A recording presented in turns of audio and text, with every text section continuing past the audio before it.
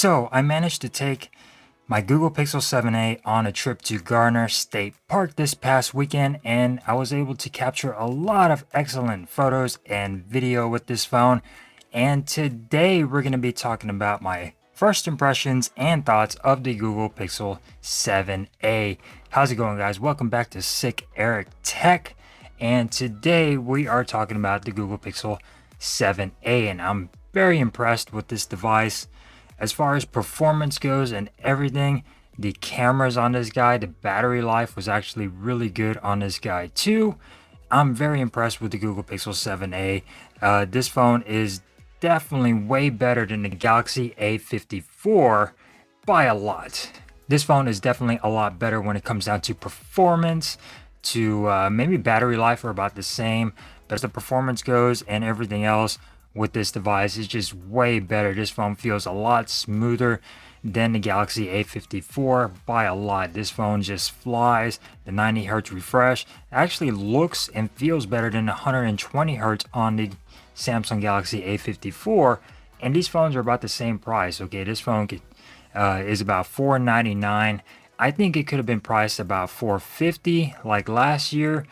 I think the $499 might be just a little bit too much for this device, but hey, it's really nice, and the build quality actually looks really good too. The back is made out of a plastic. I kind of wish it was made out of a glass just to give you more of a premium look to this device, but still very nice. And let's go ahead and go over my thoughts. So as far as getting some specs out of the way, it's a very nice phone. You get a 6.1 inch 90 Hz OLED with HDR display on here, 1080 by 2400. You get 429 pixels per inch, so fantastic. It is 90 Hz, so that's even better. It is covered in Corning Gorilla Glass 3. You get an always on display as well. If you're seeing some lines on there, it's probably just because the way that I'm filming this video. You're running Android 13 on here, probably upgradable to Android 14 beta if you're able to download it or if you want to. And it's got the Google Tensor Chip 2 on here, generation 2, so performance is actually really good on here. You get the Mali G710 MP7 GPU, and this is 8 gigabytes, 128 storage, no micro SD card expansion. UFS 3.1 fingerprint sensor is actually quite nice and fast, as you can see right there. And I do have a screen protector on here, so every now and then I will get some touches on there, but the screen protector actually doesn't hinder anything. You also get face unlock on this device as well, which is really nice for a device at this price range. And this device is actually doing really well, and I'm quite impressed with the Pixel 7a. It's just a really solid device. Like I said, could have been a little bit cheaper at $450 like last year's Pixel 6a, and I'm pretty sure you're able to find this for some good deals right now. So definitely try to go for this device if you're able to get it for some good deals. And as far as size goes, here is the Pixel 7 Pro. And as you can see, a little bit smaller, still shares that same design language with that visor on the cameras. So really nice on that front. And as far as the bezels go, they are a little bit more chunkier than the 7 and the 7 Pro. But honestly, it's really not a deal breaker on here. You still get your center hole punch cutout on there, so no issues with that. And the display is going to be flat compared to curve on the Pixel 7 Pro, and of course the Pixel 7 is going to be flat as well.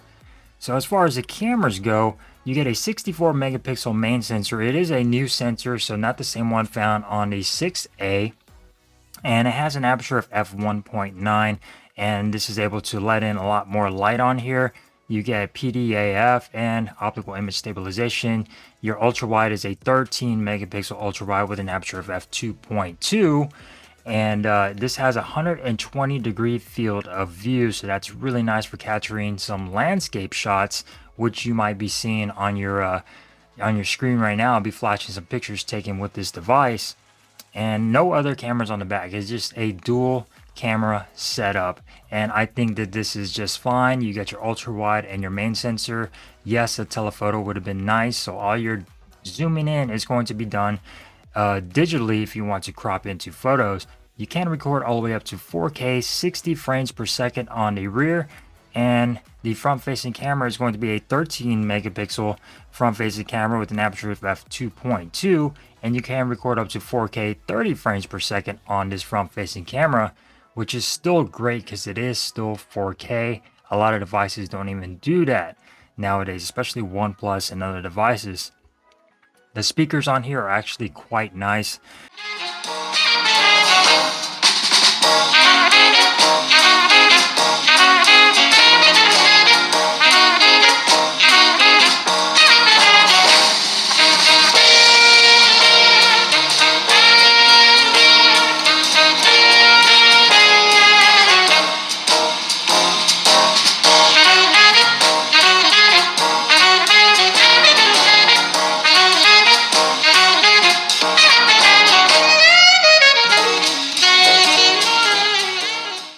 They do definitely get loud enough. They're maybe not as loud as the Pixel 7 Pro or the Galaxy S23 Ultra, but they still do the job really, really good. You get your bottom firing speaker down here, and of course your earpiece is going to be your secondary speaker as well. Bluetooth 5.3, Wi-Fi 6E, and USB Type-C 3.2. So really, really good on my first impressions. Definitely liking this phone a lot more than I thought I would. And I'm definitely liking it more than the 6A from last year, just because this does look like a Pixel 7. You can't hardly tell the difference between this and the regular Pixel 7. They look a lot alike. Now, as far as the build quality goes, the back is purely plastic. I think this visor back here is plastic as well. So you might get some scratches on there, but definitely won't scratch up as easily as the aluminum over here on the 7 Pro. This does have a lot of scratches and does tend to scratch, so I guess plastic is okay. You can slap a case on there. I was able to find a case for like $10 off of Amazon from Sucknap, whatever the hell you say that. This case, really, really cheap off Amazon, and it does come with a screen protector, so it is a glass screen protector that comes with the case for like 10 bucks. I'll post a link in the description if you guys want to go check this case out. It's a pretty simple TPU with a hard back case on there. Clear plastic, so it actually looks really good and protects the phone.